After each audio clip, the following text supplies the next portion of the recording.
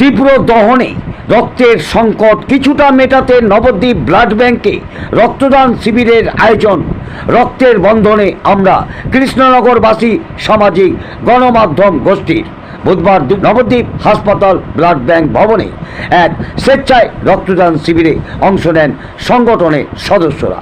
উল্লেখ থাকে, একদিকে তীব্র দহন, অপরদিকে ভোট প্রক্রিয়ার জেরে রাজনৈতিক দল থেকে শুরু করে কোনো সংগঠনই সেভাবে রক্তদান শিবিরের আয়োজন করতে পারেনি। ফলে নবদ্বীপ ব্লাড ব্যাংক সহ জেলার অন্যান্য ব্লাড ব্যাংকগুলিতে তীব্র রক্তের সংকট দেখা দেয়। বহু রোগীর পরিবারকে রক্ত নিতে এসেও ব্লাড ব্যাংক থেকে খালি হাতেই ফিরে যেতে হয়। সেই সংকট কিছুটা মেটাতে এবার এগিয়ে এলো রক্তের বন্ধনে আমরা কৃষ্ণনগরবাসী সামাজিক গণমাধ্যম গোষ্ঠীর সদস্যরা। এই বিষয়ে সংগঠনের সম্পাদক নবদ্বীপ ব্লাড ব্যাংকে দাঁড়িয়ে কি জানালেন শোনাবো।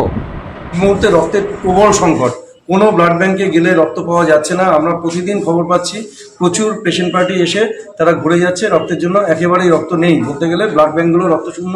তারপর আপনারা জানেন যে ভোট হয়ে গেছে, ভোটের জন্য অনেকগুলো রাজনৈতিক শিবির যেগুলো হয়ে থাকে সাধারণত সেগুলো বন্ধ আছে। এই রকম সংকটের দিনে রক্তের বন্ধনে আমরা কৃষ্ণনগরবাসী আমরা আমাদের পক্ষ থেকে একটা ইনহাউস ক্যাম্পের ব্যবস্থা করেছি, আয়োজন করেছি।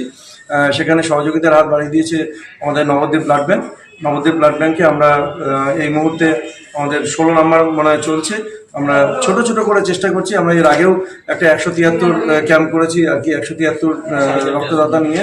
সেটা হচ্ছে এপ্রিল মাসের 28 তারিখ। এই 15 দিনের মধ্যে আমরা আজকে আবার 16 জন রক্তদাতা এখানে রক্তদান করছেন। আশা করি সংখ্যাটা হয়তো আরও একটু বাড়বে দিনের শেষে। এভাবে ছোট ছোট করে সকলে যদি আমরা একটু এগিয়ে আসতে পারি, তাহলে এই যে বিরাট একটা শূন্যতা, আমার তো একটাই কথা, অনেকে মনে করেন যে 5 জন আছে 10 জন আছে হয়তো বা রক্তদান শিবির সম্ভব না।